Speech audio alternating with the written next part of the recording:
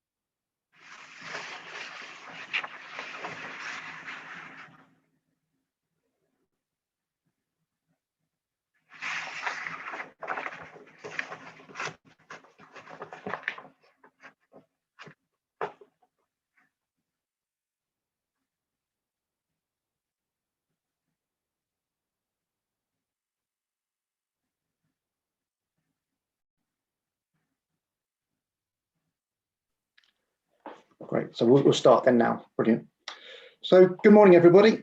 My name is Phil Moorcroft. I'm the Business Modelling and Market Appraisal Team Lead at the Connected Places Catapult. And it's my pleasure to host today's showcase on the Trackwater 2.0 project, Building Resilience in the Drainage Network. I'd like to welcome you to our showcase and thank you for taking the time out and for joining us today. Trackwater 2 is a collaborative research and development project aiming at changing the way drainage is managed on the rail network. And as I'm sure those of you in the UK can appreciate, with the weather we've experienced over the last week or so, water management is an important issue. The project consortium consists of lead partner In Touch, Network Rail, Lancaster University and Connected Places Catapult. The project has been funded by Network Rail and delivered by Innovate UK. Over the next couple of hours, you will hear from a mix of live and recorded speakers who will discuss this project with you in much more detail. Following a brief introduction from me to some of the drivers behind Trackwater, we're delighted to have David Morris, MP for Morecambe and Linsdale, here to welcome you to the showcase and introduce Trackwater to you. Mona, Olivia and Jean have joined us from Network Rail, and in their presentations, we will explain why this is an important project to Network Rail. They will also provide practical insight into the benefits Trackwater is delivering. Louise from In Touch and Mike from Lancaster University will give you a virtual demonstration of the technology, talk you through the trial deployments and the learnings from them. Finally, John Walden from In Touch will wrap this all up in the last presentation of the day, discussing some of the learnings from the project and what has made it a success. Go to the next slide, please. Following John's presentation, we'll be running a live Q&A session. At the bottom of the screen, you'll see the Q&A feature. If you have any questions, please pop them in there at any time during the showcase, and we will answer them at the end of the session. The showcase is being recorded, and it will be made available online in the next few days. Go to the next slide, please. So firstly, just a couple of slides from me on the technology and industry drivers that have led to the Trackwater project. Prior to the coronavirus pandemic, the UK rail network was coming under increasing strain. Over the last 25 years, passenger numbers have more than doubled and the network was running close to capacity. However, digitalisation and the developments in areas such as sensor technology, connectivity and data analytics have the potential to help deliver a better and more reliable rail service. This can unlock numerous benefits for passengers, the rail industry, and the UK as a whole. With that in mind, one of the ways these technologies has been applied is in the development of solutions such as remote monitoring and predictive maintenance, which support the management of rail infrastructure. This has the potential to help reduce the number of failures of key infrastructure assets, one of the causes of disruption on the network. Any such disruption can have significant knock-on effects, disrupting passenger journeys, raising safety concerns, as well as impacting the UK economy and the reputation of Network Rail, the operators, and the sector as a whole. These benefits and the importance of this was noted in the 2018 rail sector deal, which commits 245 million to R&D on rail infrastructure. It's also worth noting that markets estimate that the European market for digital railway asset management solutions will reach $5.6 billion by 2024. The next slide, please. The UK rail network comprises of over 32 kilometres of track and a massive inventory of infrastructure assets. With an increase in changeable and extreme weather, there's always the risk that even a minor failure could have significant impact, as well as assets such as bridges, tunnels, which are visible to everybody. The rail network also relies on an extensive system of trackside drains hidden below the tracks, designed to remove surface water and minimise the risk of flooding and water damage. Failure of these assets has the potential to cause significant financial and safety implications. As some of you will know, the UK has a compensation mechanism in place that ensures that Network Rail and the train operators are financially compensated for any delays they cause each other. Delays and costs due to unplanned disruption are referred to as Schedule 8 costs. For the period 2006-7 to 2018-19, it is estimated that flooding cost Network Rail in excess of £166 million in Schedule 8 costs, not to mention the associated maintenance and repair costs. This works out at an average of over 330,000 delay minutes per year due to flooding alone. Mona will talk to you in more detail about the importance of drainage to Network Rail, but hopefully this will give you all an indication of the scale. Go to the next slide, please. This is where projects like Trackwater come in, taking the technology advances I mentioned earlier, such as sensors and data analytics, to create an innovative Internet of Things-based solution for drainage management and flood resilience. Over the last few months of 2020, Trackwater has been deployed on trial sites on 3 Network Rail routes in the Northwest, Wales and in Scotland. Post-project trial deployments have also been planned for 2 additional routes. However, I will stop there and leave it for the rest of the team to go into more detail about the technology and those trials. Go to the next slide, please. So now I would like to hand over to David Morris, MP for Morecambe and Lumsdale, who will introduce the showcase and give you some more background to the history of the Trackwater project. Over to you, David. Thank you very much, Philip. Welcome, and thank you for joining us today at Trackwater 2.0. My name is David Morris. I'm the Member of Parliament for Morecambe and Lumsdale. I've held previous governmental roles, being the Private Secretary to every nation in the United Kingdom, the Small Business Czar, and currently the Chairman of the All Parliamentary Space Committee and the Lancashire MPs All Party Group for Regeneration Initiatives. Whilst under normal circumstances, I would have loved to have got together in person with you all and will be welcoming you in a more hands-on showcase. I'm pleased to welcome you instead to this virtual event, which is celebrating the success of Trackwater 2.0's project. A project which is demonstrating how Internet of Things technologies are benefiting and changing the transport and the transport infrastructure sectors. It is clear when we look at our lives that technology continues to change the way we look, play, interact and travel. Within transport and transportation infrastructure sector, we see each day how technology is improving for workers and travellers, providing improvements in monitoring and maintaining our critical assets and allowing us to improve the experience for travellers. I'm lucky enough to see this research and innovation happening across the country, and specifically for this project within my constituency where In Touch Limited are based. I first became aware of the work In Touch were doing over 5 years ago when their main focus was in the highway sector. In Touch began developing Internet of Things solutions for roadside drainage and assets in that sphere, and have proven history now in delivering on the benefits I have just mentioned. I was pleased to be asked to present a keynote and innovation workshop held at the Work Foundation in London back in 2014. And I must say how wonderful it is to see it moving from strength to strength with this new evolution into rail. I've had the privilege of discussing this work around the world. where I met with MNet in South Bend, partnered with Notre Dame University to discuss flood management systems in Chicago, and naturally I put them in touch with John Walden. The world is a very small place. The project you will hear about today, Trackwater 2.0, is a culmination of a number of prior innovative UK-funded collaborations and trials, with a host of different partners over many years, as the technologies have moved from prototype to product, firstly in highways and now in rail.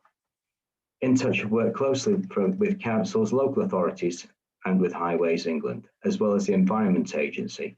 And to see this technology now moving into rail, it is a testament not only to the hard work and determination, but is a testament to the benefits of collaborative working, not only within, but also across sectors. It is also a wonderful demonstration of the benefits which can be gained when larger organisations such as Network Rail provide opportunities to SMEs, teams, and collaborators. Many of these collaborators I know wouldn't have been possible without the support and direction of Innovate UK and the government's innovation agency, who supports innovative projects across a spectrum of sectors, targeting at solving real problems facing industry and providing opportunities for organisations, large and small, to work together to produce world-leading solutions. In Trackwater 1.0, Network Rail were a partner in the collaborative research and development project led by InTouch with Lancaster University and Connected Places Catapult, funded by the Department of Transport, delivered by Innovate UK. This initial project trialled the original InTouch highway sensors on Network Rail test track. Following the success of this initial project and some added requirements for the hardware on the rail network, Network Rail decided to fund the following project, Trackwater 2.0. Today's agenda will bring you an overview of the project's successes to date and will provide you with a taste of what is still to come, the bigger picture and the next steps required to get there.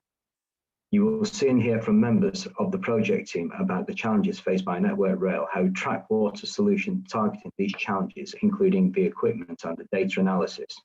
You will hear about the feedback from the trials to date, and we'll be given an overview of the ongoing analysis and the next steps for the project team, as well as the opportunity to ask questions. I hope you enjoy today's event and enjoy hearing from the team who have delivered the Trackwater 2.0 project. I hope it inspires you and demonstrates to you that the benefits that innovative technologies can bring to rail, and shows how we can share best practice between different sectors to share in the benefits. I'm looking forward to seeing this project blossom into this next stage, and I know that this is not going to be the end of the journey for all partners, and this is just the beginning of an exciting opportunity for all involved. I'm delighted to kick off proceedings by introducing a short video which will provide you with an overview of the Trackwater project, highlight the challenges within Network Rail it is targeting, and will explain how the project fits into the larger Network Rail programme of work. I hope you enjoy the video, and thank you very much for letting me address you.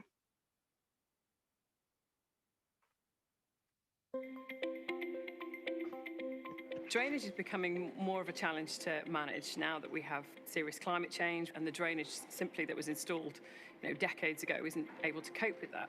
Flooding on the network and disruption due to weather caused by poor water management or lack of water management can often cause delays to our passengers, cause safety events, and reduce the reliability and confidence in our railway. Good water management can help prevent these issues by getting to the root cause of the problem. Trackwater sensors sit inside the catch pit and measure the buildup of silt at the base of the catch pit and sudden increases in water levels that might indicate flooding.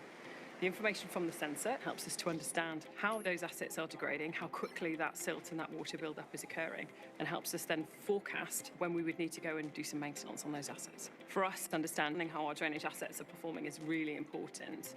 The Trackwater project consists of industry experts who have come together to achieve one common goal, and that is providing a more intelligent railway. Lancaster University are providing the analytics and the ethnographic studies that are needed.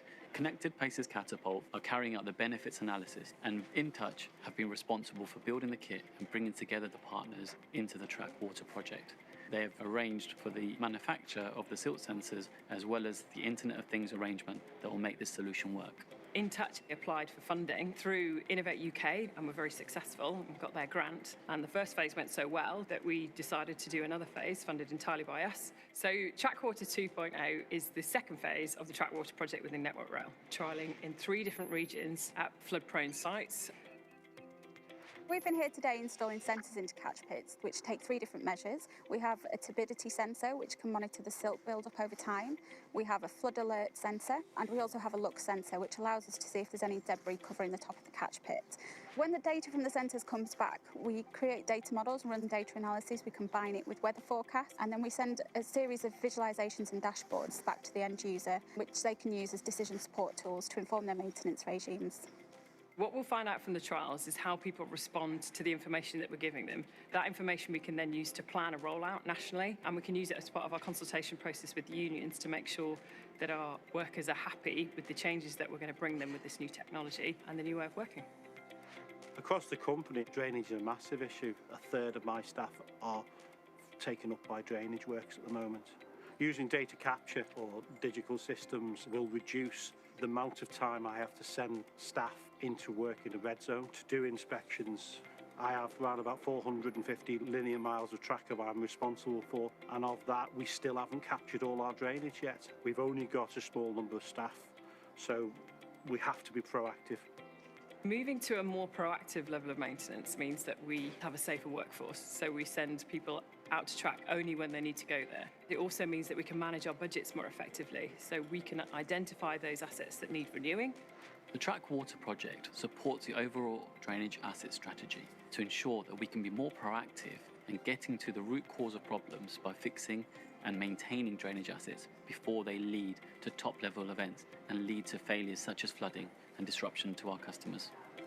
The nicest thing about this project is that it, of course, puts the passengers first, which is what Network Rail is all about. Ultimately, this is the heart of everything we do to ensure that we provide a reliable and safe railway, always putting passengers and freight first.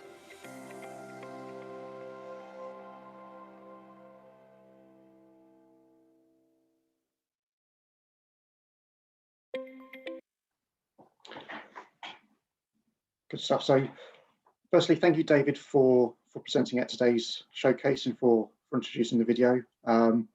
Apologies if the video was a little bit jumpy for some people. It's one of the challenges of doing this remotely, but we will be making it available after the showcase for anybody who wants to view it again. So next, I would like to introduce Mona Shehota, who is the Network Technical Lead for Drainage and Lineside at Network Rail. Mona is going to talk to you about why Trackwater is an important project for Network Rail and how it can overcome some of the challenges that they are facing currently. Thank you, Phil, and thank you for the opportunity to let me present today. Please, if I can have the next slide. As mentioned, my name is Mona Shehota. I'm the Network Technical Head for Drainage and Lineside. Part of our job is to develop the strategy and the standards to support drainage within the railway. And the challenges that the business face, that the railway face, are huge, but they're not insurmountable. And I'm positive that we can do better as we move forward. Some of these challenges that we face have already been mentioned, and they're listed here. Since the privatisation of the railway back in British Rail days, we've seen a small and steady decrease in the amount of investment on the railway for drainage. And when I refer to drainage, I'm talking about the drainage physical assets that are on the ground that convey and carry water. The slow and steady underinvestment has also led to a loss of knowledge, be that local knowledge or corporate knowledge, competencies, and asset data. Since the creation of the drainage team, the technical authority in 2015, we've been able to put in small and steady improvements to meet these challenges. But as you can imagine, in a company as large as Network Rail, the pace of change and culture change especially is often very slow, and that introduces a challenge for us. The second thing, which was also mentioned, is climate change, and more specifically, extreme and adverse weather events. Now, climate change is here, it's here now. We only need to look out our windows to see changes in the seasonal patterns of growth, be it on the vegetation, or when rainfall events occur. No longer is a seasonal work plan a correct approach to inspecting and maintaining drainage assets. We need to start looking at year-long plans and be ready for the convective and frontal storm events that occur at any time, be them summer storms or winter storms. These also include rapid changes to heat as well. So snow melt is also another challenge, where we have snow and then we have a quick increase in temperature, and that changes the amount of water impacting onto our railway system. Thirdly, the area I want to look at is talking about the controls, what we call our standards and controls in Network Rail. And these are the standards and documents that we put in place to support the business to manage, to asset manage drainage systems. And these changes now, when the team were put in the centre in 2015, a massive effort was put in to increase and improve the standards to reflect climate change, to reflect best practice at the time. But as mentioned, change is slow, and often we need an investment to improve the training, capability and competency of staff, but also to get the message down. We have legacy drainage assets, very old assets that were built before sort of an understanding of climate change. And we've got the challenge of loss of corporate knowledge, which means that we're still looking for and finding some of our drainage assets.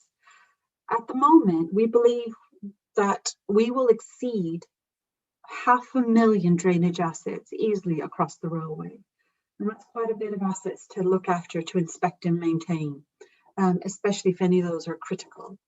And so that introduces a really interesting challenge for us in how we can respond to extreme and adverse weather, how we can respond to land use change, which changes water flow, and to basically keep our staff skilled and competent to understand what they're looking for.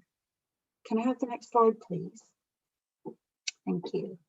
So, challenges aside, we're looking forward. We're looking forward to making improvements and to supporting the business to respond to the challenges, but also to provide a safe and operational railway for passengers and freight.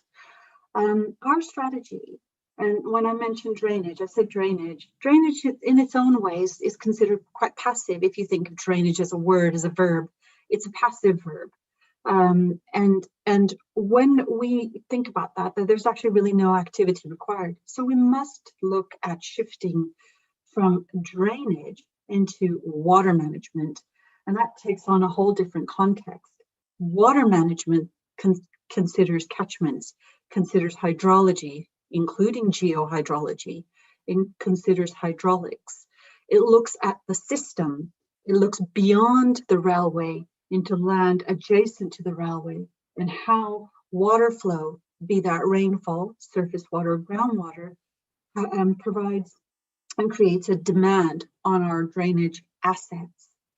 And so I look forward to moving Network Rail's culture and thought process from drainage to holistic water management over the railway infrastructure to support sustainability and resilience. That's a mouthful with a lot of heavy words in there, but I'm positive that we can do that. One of the ways we do that is by harnessing data and innovation so that we can improve decision making, so that we can deliver effective and efficient interventions, so that we can improve our performance, so that we can undertake safe and efficient inspections and monitoring, and that we have a solid understanding of our drainage system capability. How are we going to do that? We're going to do that through improving our competencies of our people. We're going to do that through understanding our own knowledge. And the key part is we're going to do that through technology. Technology such as the building of models and decision support tools. Technology such as mapping and mobile devices to allow our folks on the ground, our frontline staff, to capture the information we need. And of course, technology like Trackwater, which support remote monitoring of railway, of our drainage assets. And can I have the next slide, please? So how can Trackwater help, and why is it so important for us? Trackwater is going to help us realize the vision that we've just mentioned as well, and to meet some of those challenges that we talked about. Trackwater will provide real-time data and therefore faster response. The changes the changes of climate change and water flow are immediate. We often don't have time to respond. So how you actually do respond is by proactively ensuring that your drainage systems are clear so that they can carry and convey.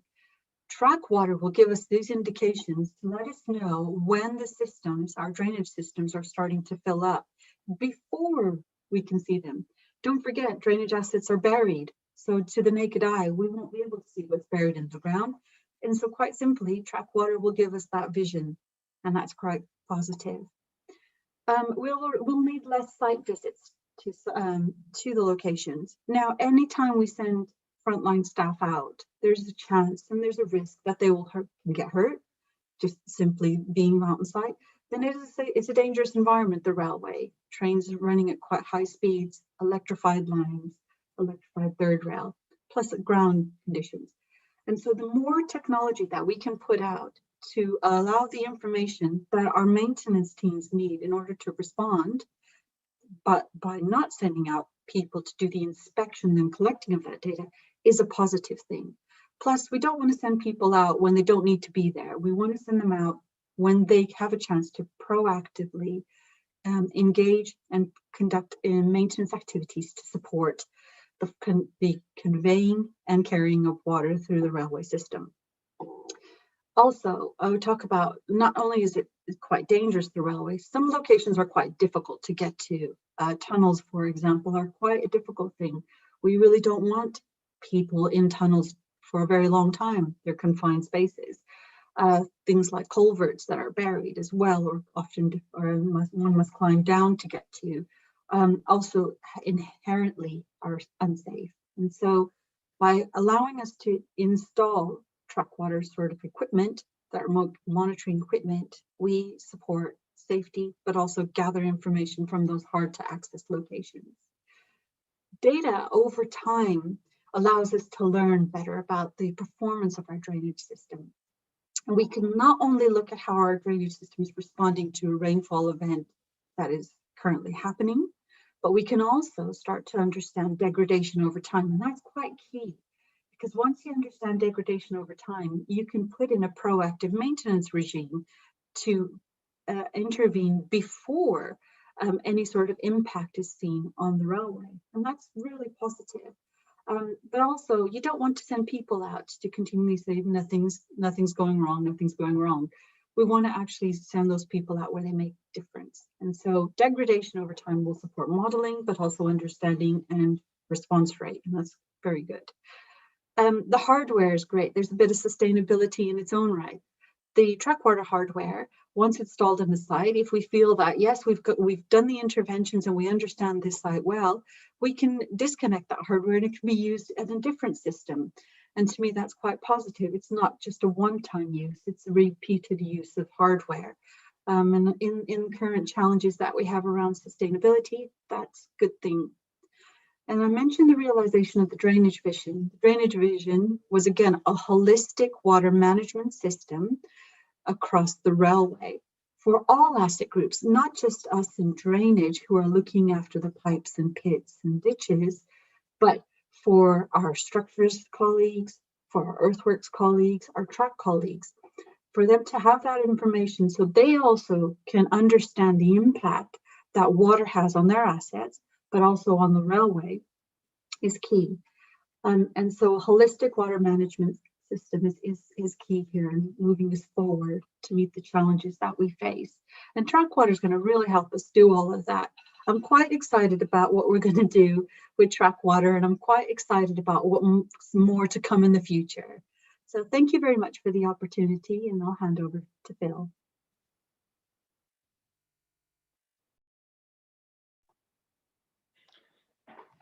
Brilliant.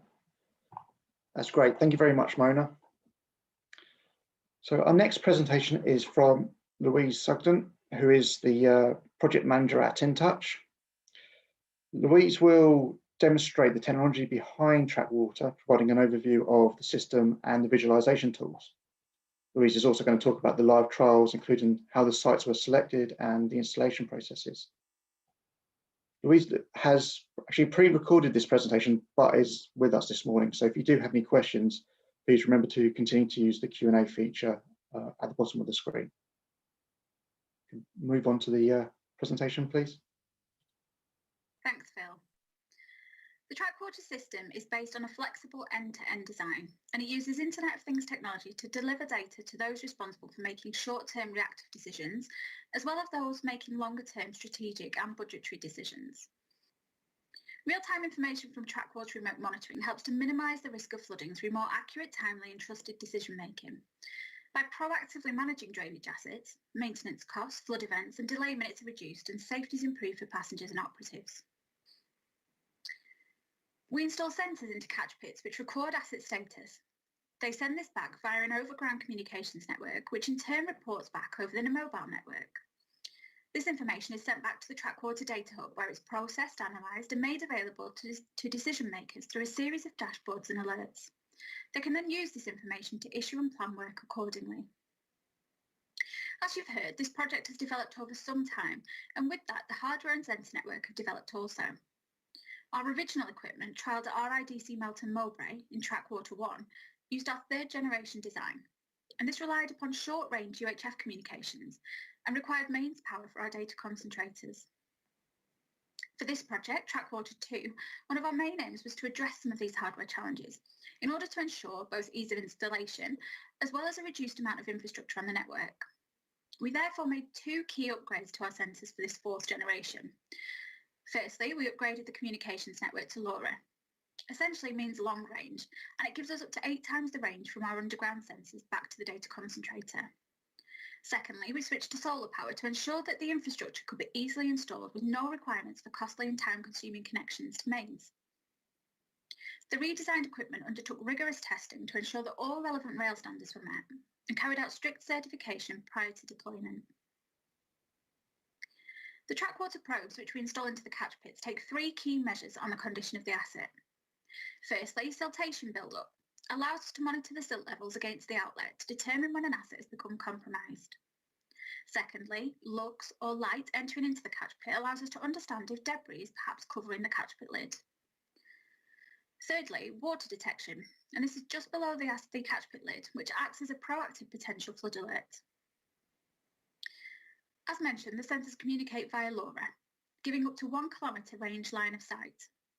They're designed with a minimum 5-year battery life, which is a consistent requirement across both highways and rail. The kit takes less than 15 minutes to install, and it reports immediately, and then every 6 hours on silt rates until it senses a flood, at which point it again reports immediately and increases its reporting rate. The sensor head is designed to support multiple sensor configurations and in future could attach water level or flow, for example. Sensors report their data via a Trackwater data concentrator.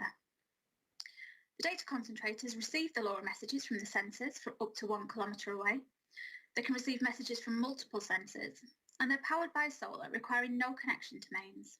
And they're also quick to install, with just 2 simple banding straps which need tightening. This render demonstrates how we position the sensor within the catch pit.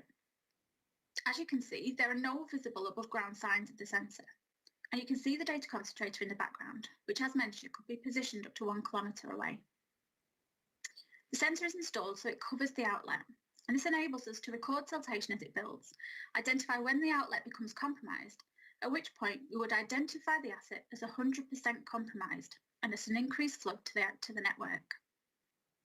If water then reaches the sensor head, this would trigger an alert to an identified email address which would highlight the asset as at risk of imminent flooding.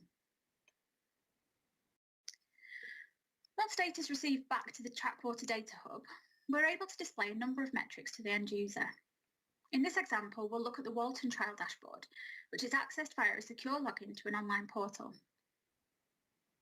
When we first enter the dashboard, we're given an overview of the deployment over the last 30 days. As you can see, we have each of the sensors plotted on a map, and hovering over them will show the asset ID and location. The assets are coloured according to their silt fullness, which is the next metric we can see to the right. These figures represent the most recent received data from the asset and show how much of the silt centre is covered. Moving further to the right, we can see an average of silt fullness over the last 30 days. And then the next two metrics we can see is rate of change in siltation and how many hours each asset is reported to be in flood, both over the last 30 days. And finally, on the far right, we have the flood events report.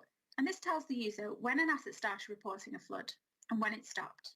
And these are linked directly to the email alerts which are generated. The dashboard we're looking at here is from the 23rd of January, when we know the Northwest was recovering from severe rainfall and flooding due to Storm Christoph. So the reports showing here are unsurprising. At the time this dashboard was recorded, you can see that all four of the assets started flooding at various times across various days.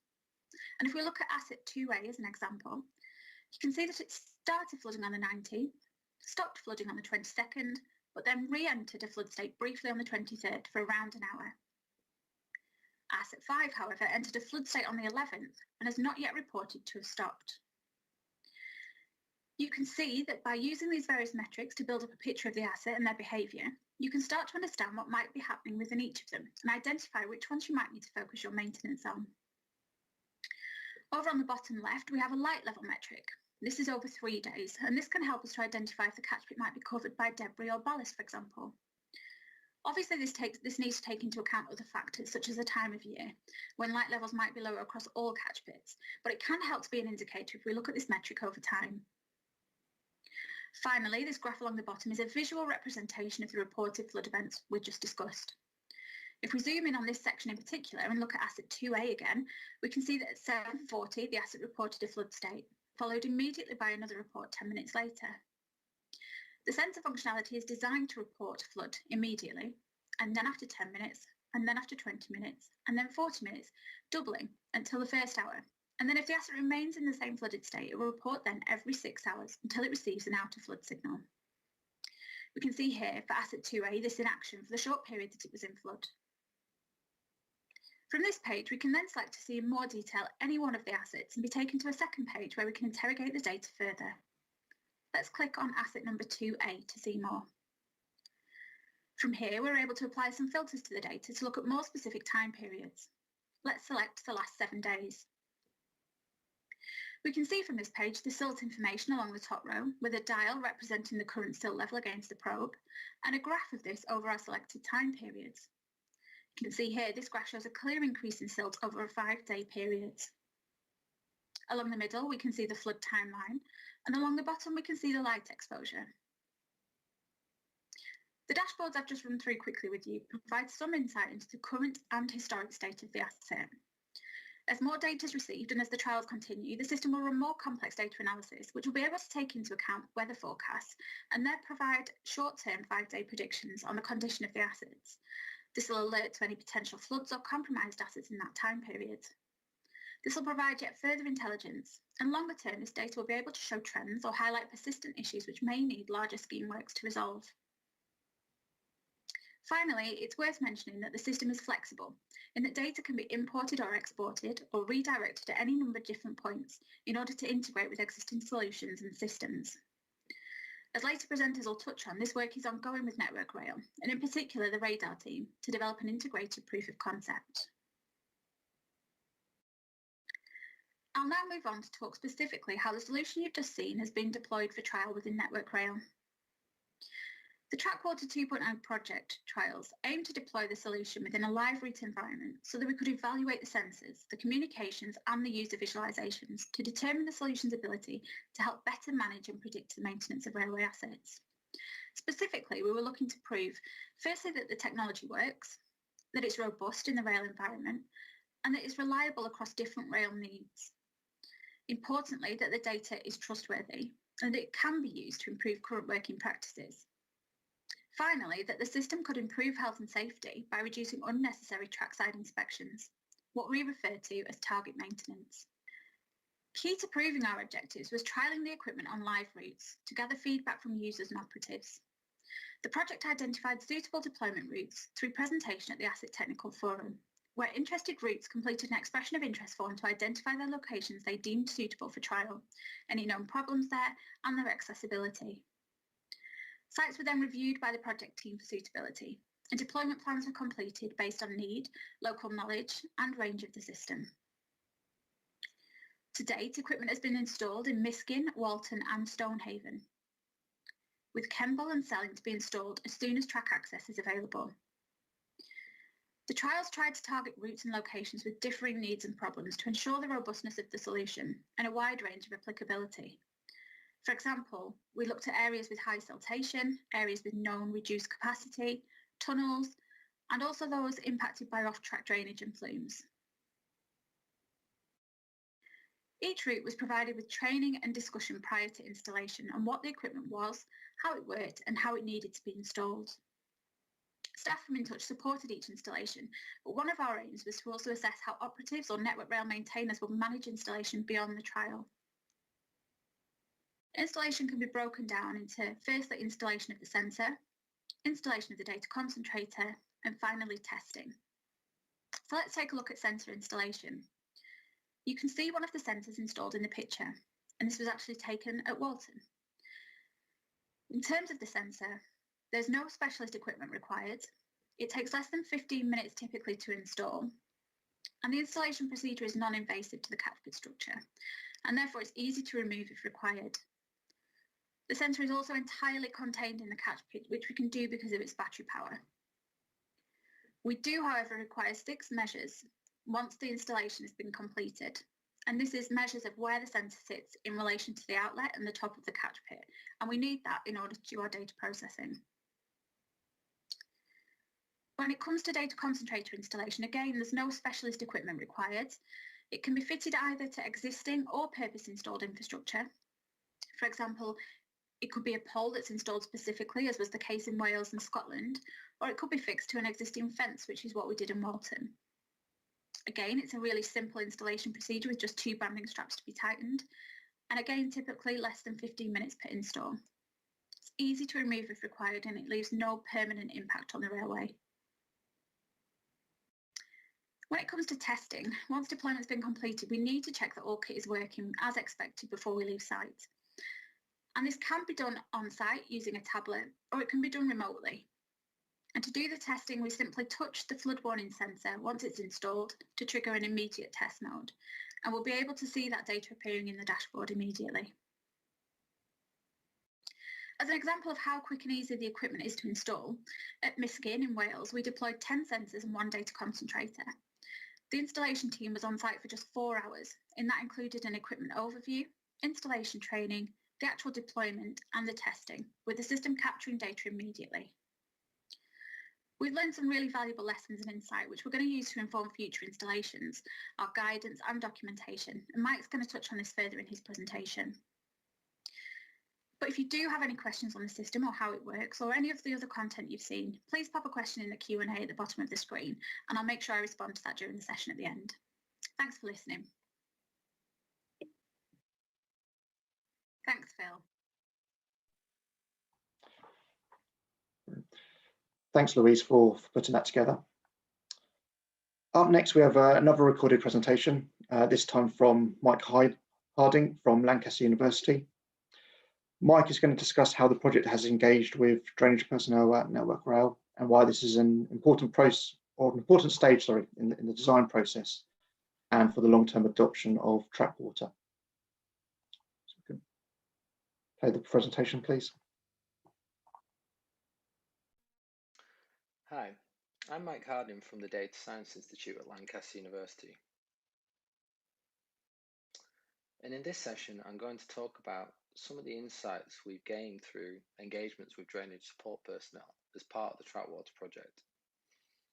I'm also going to highlight why an understanding of drainage personnel needs is important to the broader adoption of Trackwater within drainage management. So as you've already heard, Trackwater has the potential to transform how Network Rail manage trackside drainage. However, past examples of deploying data-driven technologies in drainage have resulted in mixed levels of adoption across Network Rail's route organisations. Our recent research has identified several reasons why the datafication of drainage asset management is particularly challenging. First, it places new expectations on workers to leverage technology and data in an environment with long-established ways of working. Secondly, drainage support is highly collaborative, comprising both manual and knowledge-dependent roles, guided by standards that have traditionally promoted a risk-based approach to asset management. As Network Rail moved towards more informed approaches to drainage maintenance, the growing silos of asset information introduce additional challenges for engineers and operatives who will require support to turn information into actionable intelligence to guide both strategic and tactical decision making. To assist Network Rail in this transitional phase from manual to automated data collection, slow to rapid knowledge provision, and risk-based to predictive maintenance, it is important all those involved have an opportunity to help shape data-driven drainage technology as it evolves within their own work environment. As part of Trackwater, the team at Lancaster University has been tasked with capturing a broad understanding of drainage personnel needs, their work practices and experiences with the Trackwater system as it has been trialled and rolled out across the network. Given the opportunity to study the use of Trackwater within a real-world setting, our approach has followed a design and use ethos that has looked to prioritise both the identification of user requirements ahead of time, while also paying close attention to more unanticipated uses of Trackwater once the system has been deployed. To do this, we've employed a mixed methods approach, including surveys, formative and in-trial interviews, and ethnographic observation.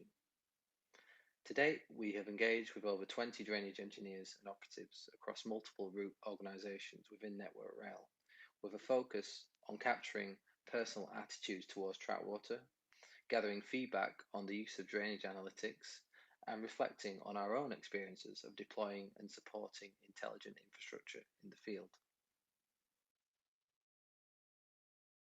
Overall, our investigations have revealed important differences in the way Trackwater information is likely to be used across strategic drainage management and maintenance delivery activities.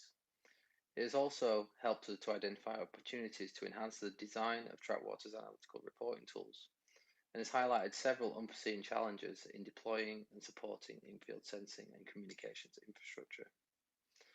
In the remainder of this talk, I'm going to briefly touch on 3 insights that have emerged from our work, and we'll show how they can be used to help guide our ongoing research and development activities.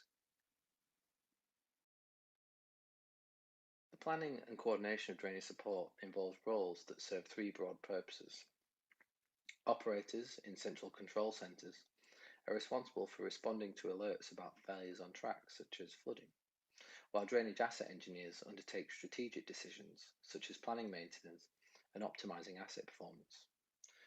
In collaboration with operators and engineers, delivery operatives perform the maintenance work that occurs on track, such as correcting failures and executing scheduled maintenance tasks. As part of our drainage personnel survey, we wanted to understand how access to a system like Trackwater might impact these roles and the responsibilities associated with them. To do this, we asked a series of questions that involved respondents, rating how likely they felt it was that their role would change as a result of having access to a system like Trackwater.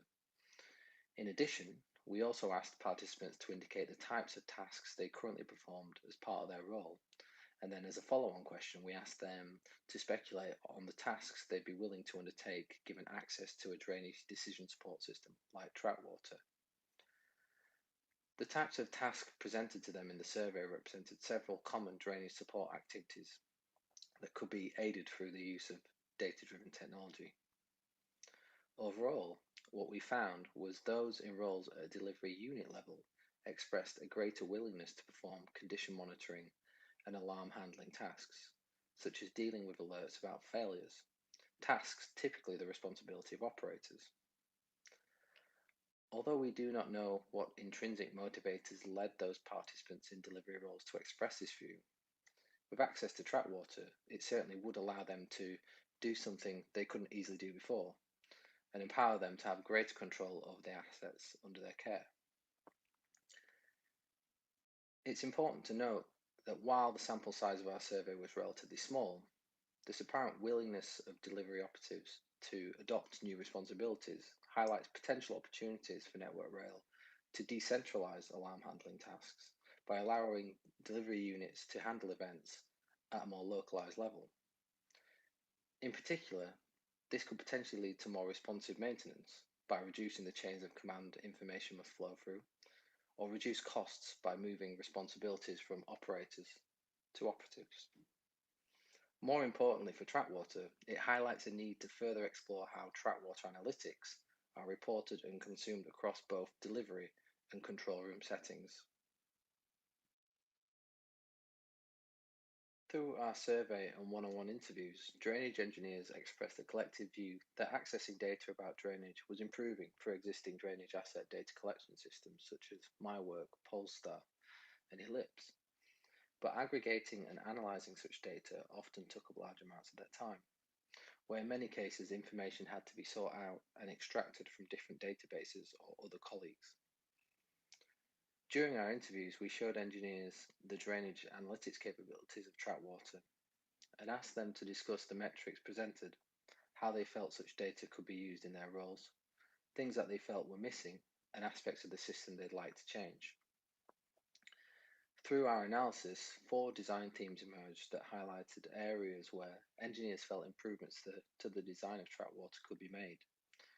These included suggestions to make it easier to share Trackwater information with other colleagues and other Network Rail systems, to allow users to define ways to aggregate and filter asset information, such as the ability to group drainage assets based on non-geographical user preferences, to address misinterpretations of metrics and their meaning in relation to the real-world condition of assets, and ways in which the system could do more to reduce the amount of additional analysis users had to perform to improve their remote awareness of ongoing state changes of catch pits over time.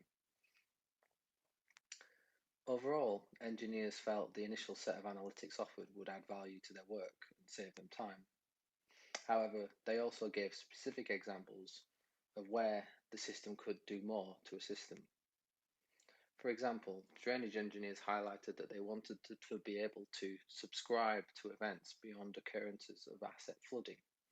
Engineers felt notifications about instant flood events were less important to their role and more beneficial to operators in control rooms.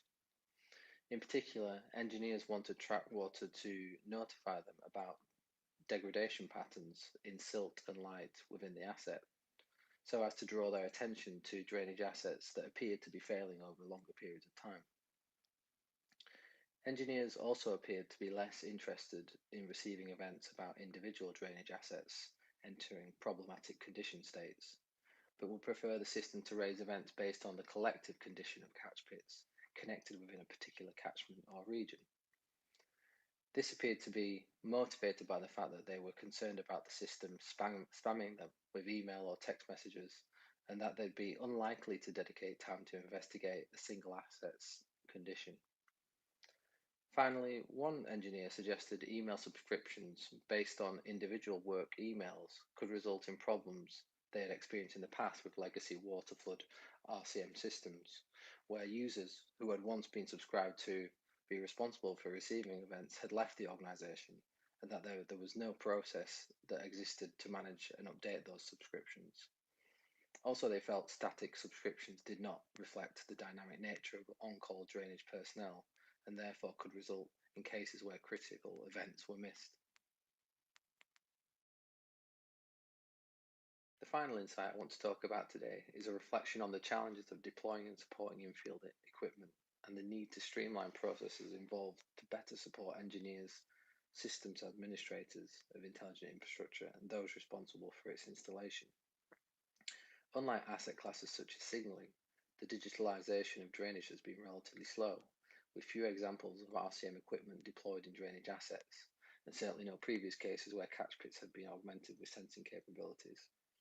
Our experiences of establishing sites at Miskin, Walton and Stonehaven have been positive overall, with all 3 actively reporting data. However, to get to this point, the project has had to overcome several challenges in getting equipment out on track. For example, at the Miskin site, operatives had to deviate from the proposed method of securing the sensor within the target assets due to variations in the design of concrete and plastic catch pits. To simplify the work of installers going forward, it's important alternative approaches to fixing sensors to different models of catch pit are explored. Overall, the time taken to install the physical hardware is relatively quick, taking less than an hour at each site. However, drainage engineers experienced a week's delay in getting access to the analytics tools because the process of linking a sensor to its parent asset in the system had to be done manually. This involved the installer having to request asset information from the drainage engineer responsible for the site, and then at the point of installation logging down the ID of each sensor against its respective catch pit. This information was then passed on to the system's administrator to include in the Trackwater system. Creating sensor to asset associations is important to be able to contextualize the downstream analytics so it can be understood by drainage engineers, but the current manual approach is slow and prone to human error. So in moving forwards, our experiences have highlighted a need for new guidance and technical capabilities, such as an automated means of linking sensor and asset information to reduce future deployment complexities for installers, while ensuring data collected is done reliably. To conclude, in this talk I've briefly discussed 3 design insights that have emerged through our engagements with drainage personnel. If you'd like to find out more information about the research findings, please feel free to contact me or one of the team to get access to our user evaluation report. Thank you very much.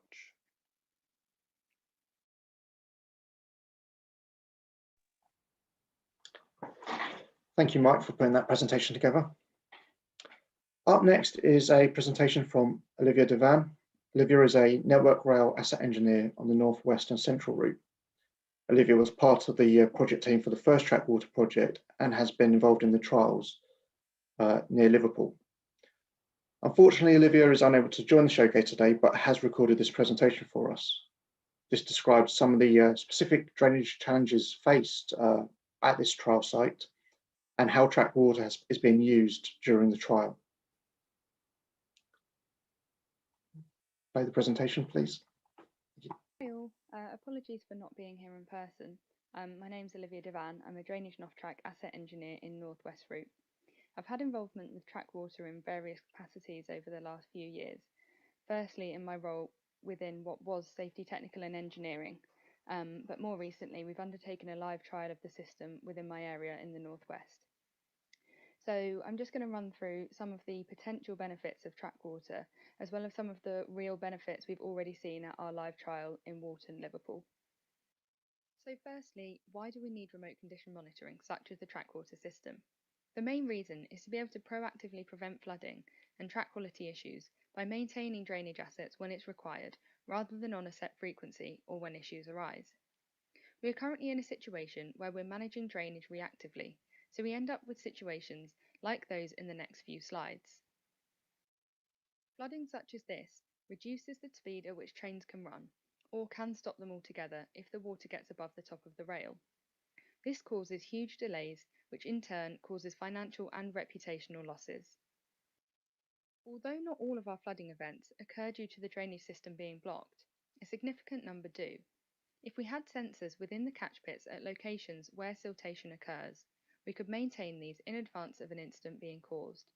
This would mean that during adverse weather events, the teams could react to those sites where flooding isn't so preventable, rather than being overwhelmed by flood events of which some needn't have happened.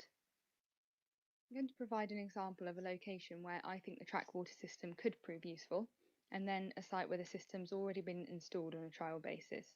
So this site is Wennington. It's on the SJC, which runs from Wennington to Carnforth, and it's the only link to Leeds, but it floods every time it rains and stops the trains from running. There's a culvert which carries a watercourse beneath the railway with a chamber in each cess. However, the outfall watercourse heavily silts up and blocks the outlet to the culvert. The chamber in the cesses silt up as well, and the inlet also becomes blocked. So all of these contribute to consistent flooding, blocking the line and contaminating the ballast. The photo on the right is the culvert outlet, which should be around 500 mil deep, but it's silted to about 20 mil from the crown. Other than installation of the Trackwater sensors within the up and down cess chambers, shown in the middle and the left-hand photos. Having a sensor at the culvert outlet to alert to the silt being above a certain level would really help in the management of this system. Other than just flooding causing train delays, the track quality in this location has become progressively worse. The left-hand photo was taken in about 2016 and the right-hand photo was taken last year. So you can see what kind of damage has been done over the last few years. In order to make a track renewal beneficial, the drainage needs to be under control first. The sensors in sites such as this could really help with proactive drainage maintenance. That brings me on to a site where the system has already been set up. Our maintenance colleagues in Liverpool suggested that we install them on a section of track drainage at Walton, a site which spans across two ELRs, the SJ02 and WJK. There is a problem catch pit within the system which heavily silts and causes a chain reaction of siltation throughout the downstream catch pits. The system flows approximately southwest to northeast, so in this photo, down to up. The silt and flood sensors were installed in various catch pits in order to detect increasing silt level, as well as inform the maintenance teams when the system is in flood.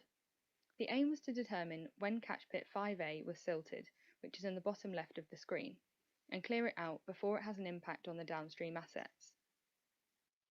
So far, this has allowed the team to clear the catch pit regularly when it's required, rather than having to send someone to check the siltation level. Despite the chamber now being cleared before the system becomes overwhelmed, the maintenance team has found that the flood alert has been activated frequently. This prompted a further investigation, which led to roots being found within the system, as well as a broken pipe.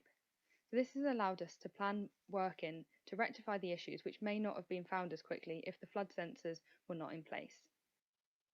This trial has shown that the Trackwater system can improve maintenance efficiency and identify drainage issues in a live railway environment.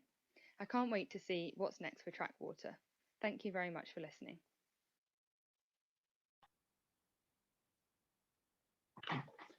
Thanks to Olivia for putting that recording together. It's great to hear that Trackwater is already having an impact on the trial sites. I would now like to introduce Janine Fountain, R&D Programme Manager at Network Rail, who will talk a little bit about how Trackwater will support Network Rail's drainage strategy and the future for Trackwater with Network Rail. Thanks very much, Phil. So you've heard a lot today about Trackwater and what a difference it's going to make to Network Rail, how it's going to fit in with Mona's vision for how we manage our water across the network and reduce those incidents where we have to either shut the line because the flooding has caused such severe disruption, or we just have to have expensive clearance work to put the railway back to the way it was. If you move on to my slide, please. So what does the future look like? So Trackwater is one of several things that we are doing within research and development to help Mona achieve that vision around water management and improved drainage. So Network Rail have a £245 million R&D portfolio that we are running this control period. So we've had 2 years so far, just coming to the end of the second year, and we have 3 more years to go of that investment in research and development. And drainage makes up a big part of that for me, because I look after the civils and environment R&D. One of the biggest projects that we are delivering to help Mona achieve that vision is the strategy, engineering and asset management system. Now, this will help us to make best use of the data that we are collecting, improve our ability to integrate risk models into our planning, whole life cost models that we're developing with universities. So, for example, we're working with Sheffield University and we're working with Birmingham University, who have developed the drainage risk model. And through those, we will have a state-of-the-art strategy and engineering asset management system that will help both people renewing drainage plan better, those people managing maintenance to understand what's happening.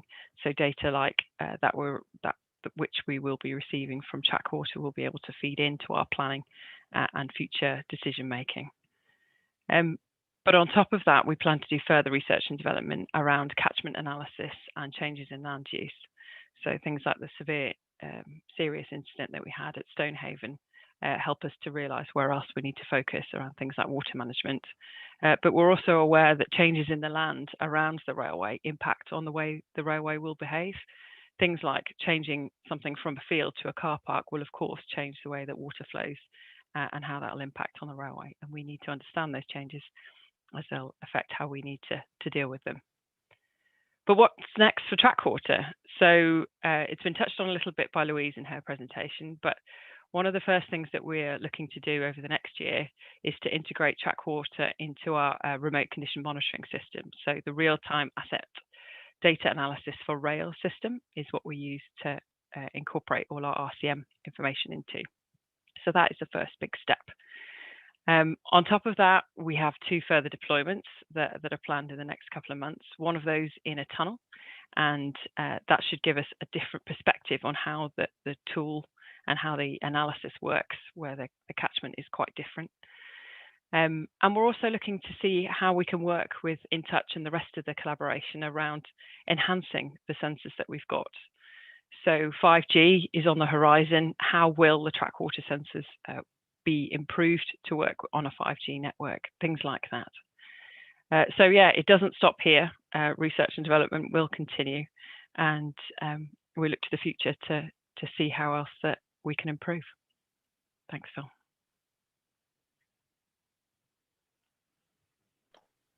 Brilliant. Thanks, Janine.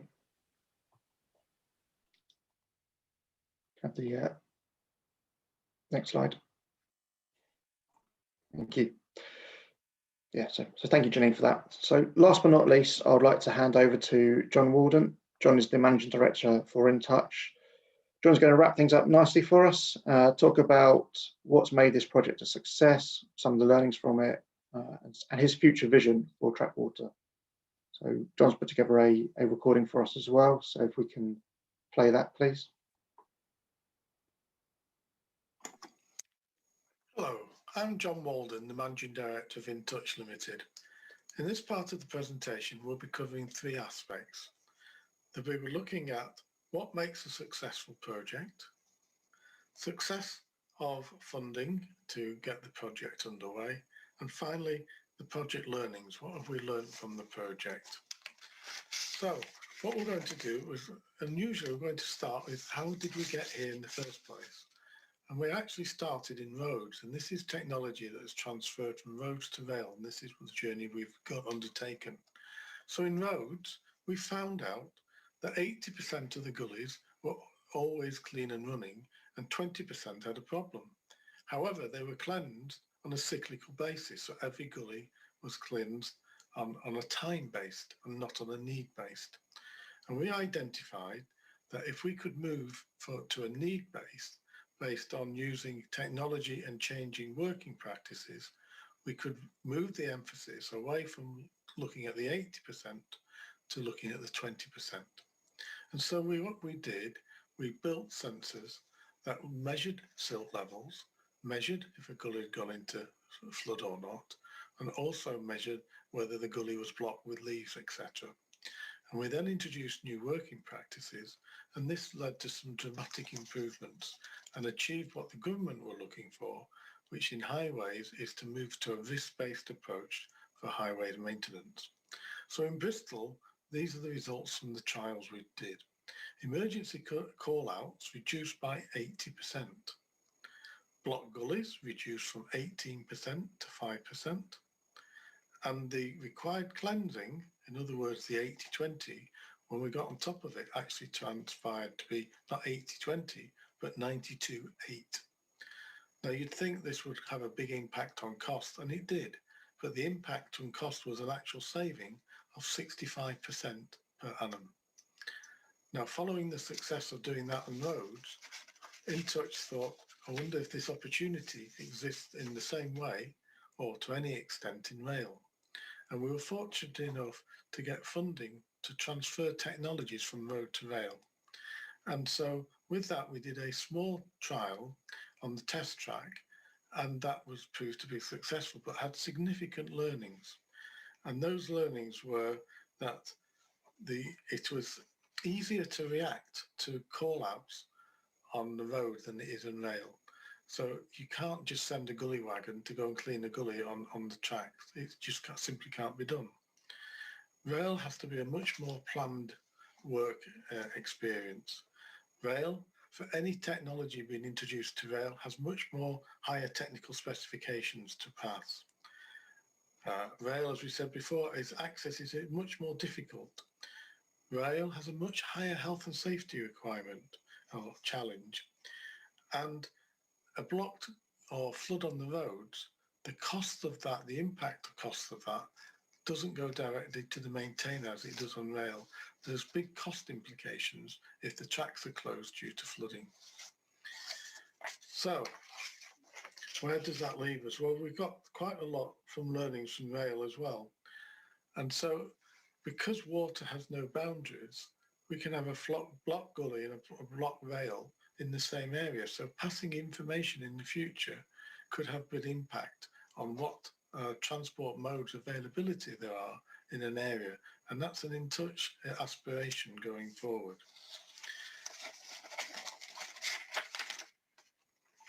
So what was a team project? What made the team successful in this project? Well, we all had a common goal. And because we had a common goal, we had the desire to make this project successful. We had good communications. So we had weekly meetings and we had a good system set up on Teams for shared data. We had openness. We worked as a team and there was no blame culture, and any problems were openly discussed and resolved. And we were agile and able to meet the issues that were raised as we went along with the project. We created a very comprehensive risk register, which was maintained throughout. And in that risk register, we had mitigation. So we foresaw and dealt with and headed off many problems that could have happened before we experienced. And we were on a learning journey, which was undertaken throughout, and all partners learned an awful lot of working together, but also how to develop a research project such as this. So it was a very successful team working together. I've just broken it down a bit further so that you could see how the partners and what was important to each partner. For example, Network Rail, they're looking to give their customer the best service possible, and they're looking to take a smarter approach to their maintenance. They're looking for live information from the network so they know what's happening and what status the network is in at one time. And they're moving to a big data solution, so big data analysis, so that they can work out what needs to be done where. In other words, a much more risk-based approach. In Touch, well, it's our core product. We've invested and we've taken a big investment as a company that this product needs to be successful. It's important to us, and it's important that it becomes an accepted solution. And the university, well, Lancaster University looked to solve real problems. That's what they like doing research in. They work with industry and SMEs, and they do that successfully, and they need this to be successful for them as an organisation. And of course, they like writing scientific papers. The Connected Places Catapult role is to work with the UK research institutes to accelerate urban innovation and smart mobility for the connected places of tomorrow. In this project, they have supported dissemination and exploitation of the Trackwater solution.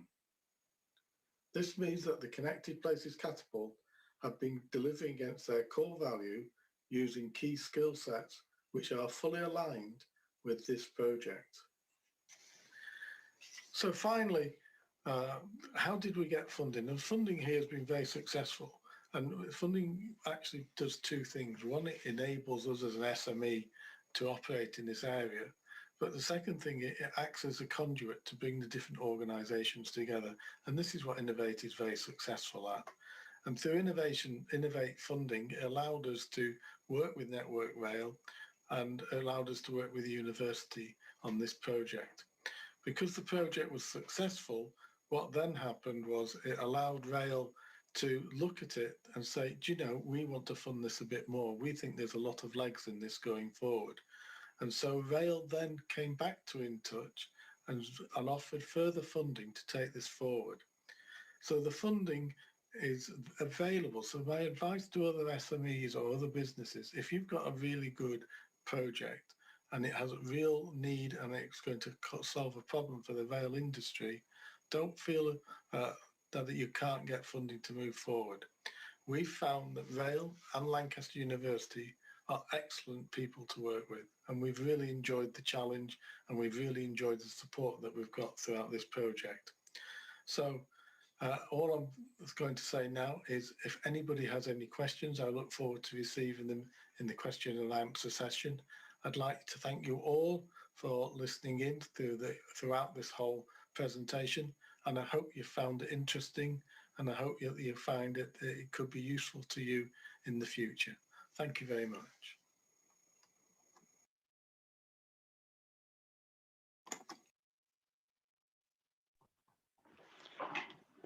Brilliant.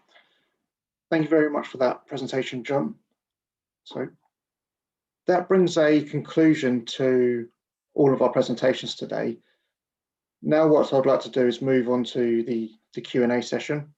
So we have had some questions come through throughout the presentation so far. So I'll be directing those to the panelists today. But if you do have any more questions, then please feel free to continue to add them into the Q&A function on the bottom of the screen. Okay, so just looking through the questions that have come in already. So one of the questions we've had coming from Nick Slater asked, when we say Trackwater data is real time, what does this mean? And what is the data latency from an event alert? Mike, would you like to come in on that one, please? Yeah, sure. So the sensor itself obviously is able to capture silt, water, and light level that is related to the catch pit at any point in time. So once this data is captured, it's then relayed through the communications infrastructure back to a data processing environment where we then apply various rules to then generate analytics, which are then distributed through the reporting tools. And the time it takes, essentially the latency from the point of capture to generating the analytics is literally minutes or seconds at some level. Obviously there's processing that goes on and transformations that are applied to the data up until the point it's actually visualized to a drainage engineer, for example. Brilliant, thanks, Mike. Okay, so Antonio Ranucci, I hope I've pronounced your name right, asked whether this was a system just for Network Rail or whether there are plans to connect it to a wider emergency system to perhaps create added value to the local population. I am sort of paraphrasing that slightly. Louise, would you like to come in on that one, please? Yeah, of course. Thanks, Phil. So obviously, as you've heard, we've got the solution live in highways, and now we're doing trials in rail. And as John touched on, that is sort of one of our ideals, is looking at how can we offer a sort of connected solution across different modes of transport. So that is somewhere we want to get to. And obviously as well, we touched on the fact that we can integrate with existing solutions.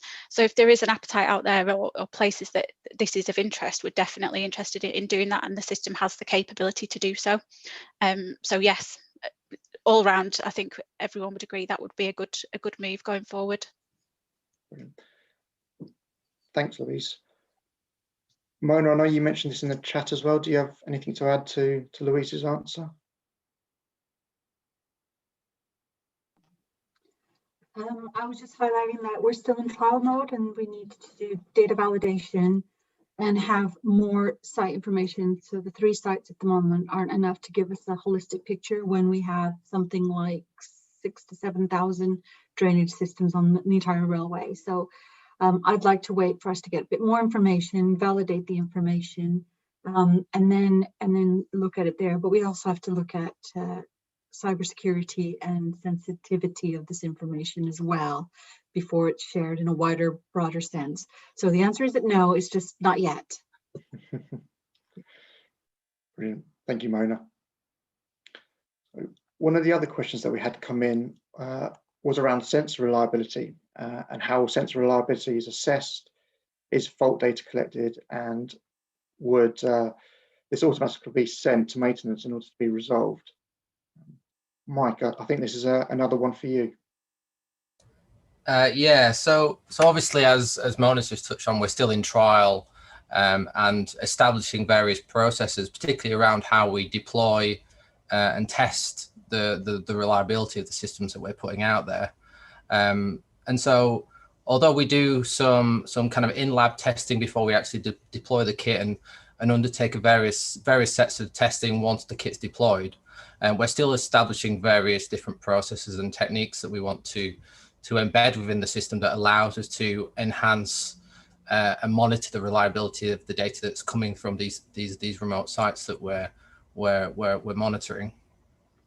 So over time, I think, you know, we will mature in terms of the processes around deployment, which will establish new tests for calibrating the sensors, and also hopefully more automated measures within the system itself to monitor and assess the reliability of the data that's coming from the sensor.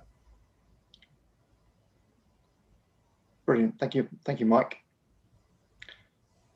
So just looking through some of the rest of the questions. So we've got a question from Dave Seamer. Louise, I think this is one for you.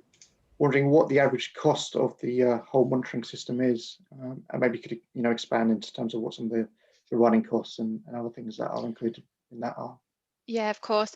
So annoyingly, I'm gonna say there isn't an easy answer to that. So it depends exactly on what the requirements are. So there's several different elements to the costing structure. So obviously there's purchasing the hardware. So sensors start around £180, but then there are different variants of the sensor. So the silt sensor, for example, comes in different lengths depending on how deep the catch pits are or the assets are. And that then changes the cost. And the data concentrators start around 280, and obviously they service multiple sensors. So really, it depends what the requirements are, which I know is a difficult answer. But on top of that, then we have the service costs, which again depend on what the needs are. So if there's any integration activities with existing systems, it might mean that you don't need some of our visualizations, but there's some integration activity, for example, or it might be that you want the entire suite. So if there are any specifics, that's probably the easiest way to deal with that. If there's any inquiries around a specific situation, get in touch and we can talk about that. We can look at how many assets you would be looking to monitor, and we can talk about what the needs would be. But yeah, it's difficult to give a one-stop answer, I'm afraid. I think that's fair enough. Cool. Thanks a lot, Louise. Okay, brilliant. So the next question we've got, this is an anonymous one, is what about the project has been the most challenging and what's been the most pleasing? So I think all the partners have probably got a slightly different angle on this. Louise, maybe you'd like to speak about give the InTouch answer? Yeah.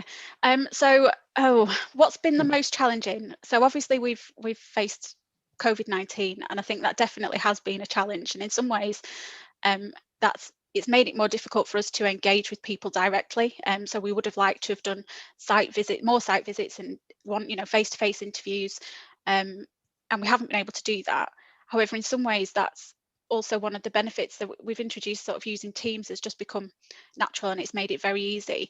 And I think one of the benefits of this project is the communications and the team that we've got working on it. It's definitely one of the more positive aspects, is that everybody on the team has all been working towards the same goal, the same output, and nothing has been sort of too much. We've all just knuckled down and got on with it to make it happen. So certainly with my project manager head on, that definitely has made it much easier. But yeah, brilliant. It's been really enjoyable.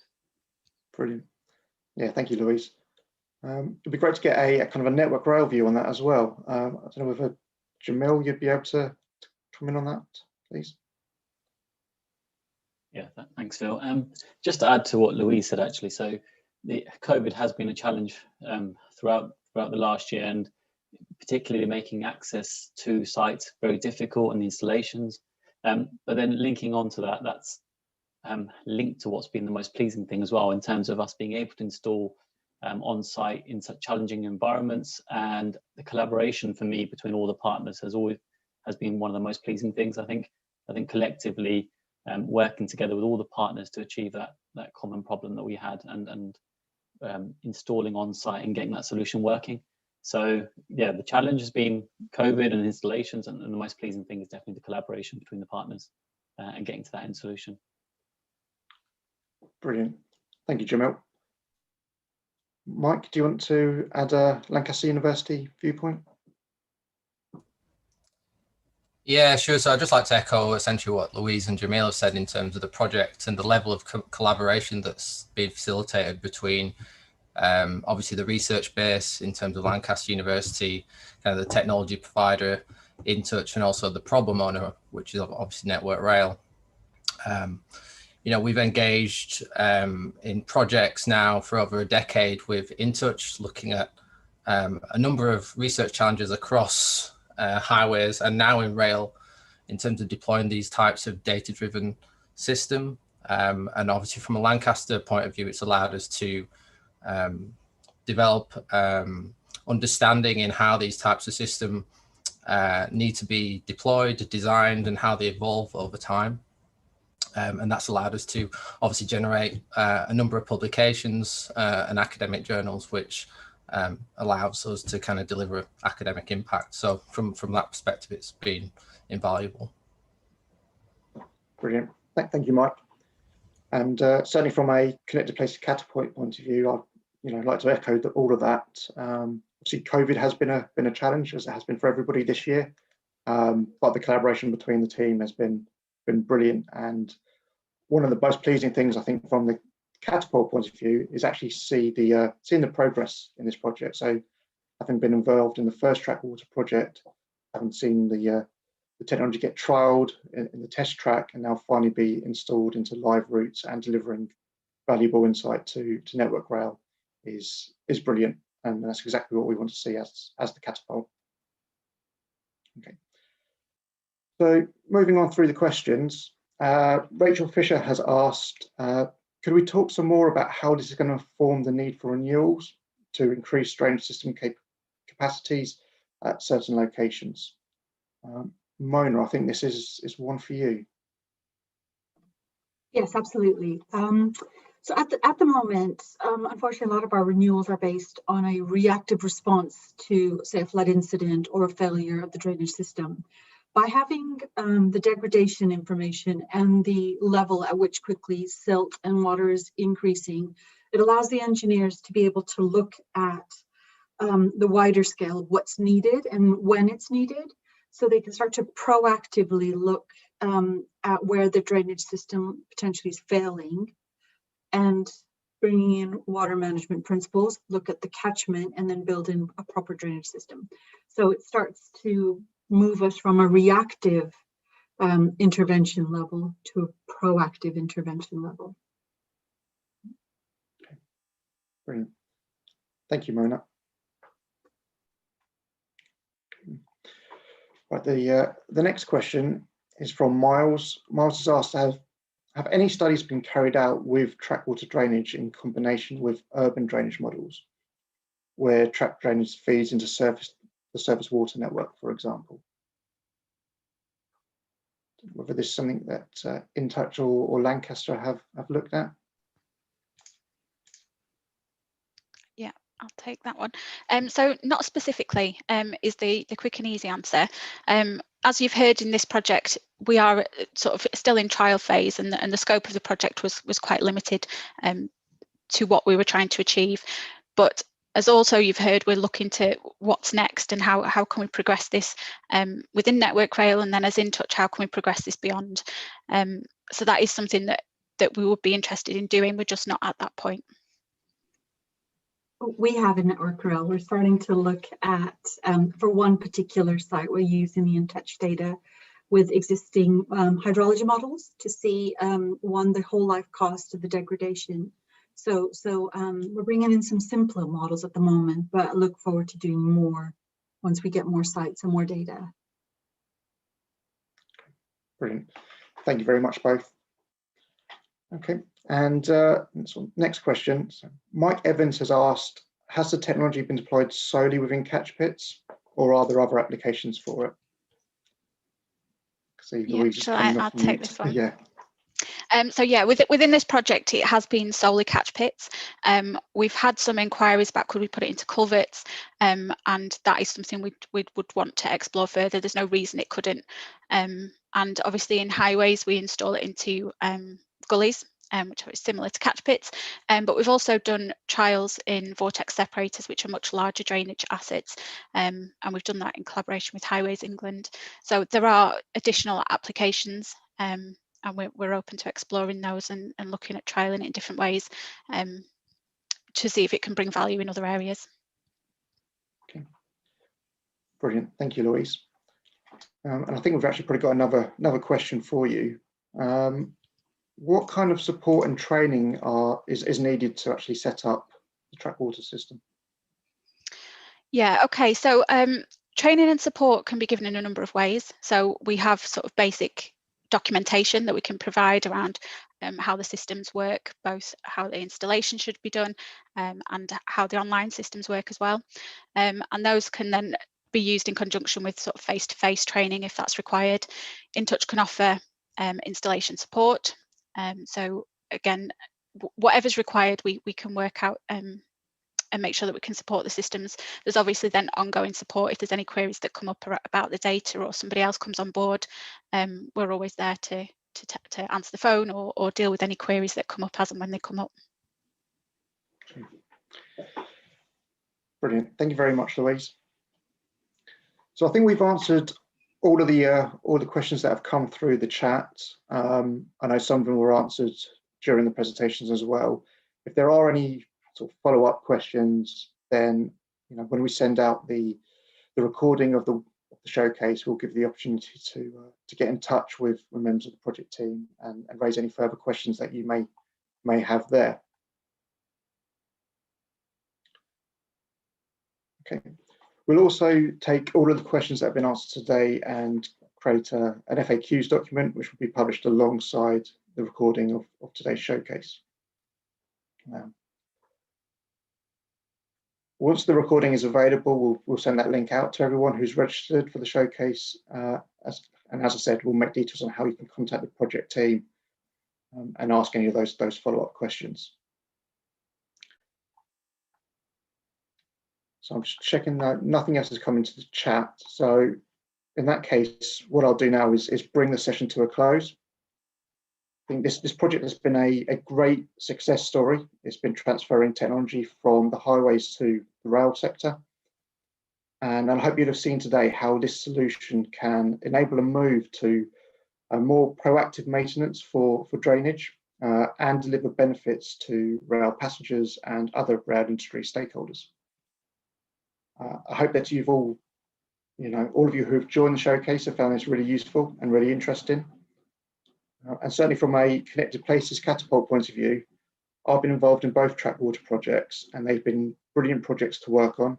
And it's great to see the project progress through to these live trials. Both the projects have been incredibly well supported by both Network Rail and Innovate UK. So I'd like to thank both of these organisations for supporting the Trackwater project.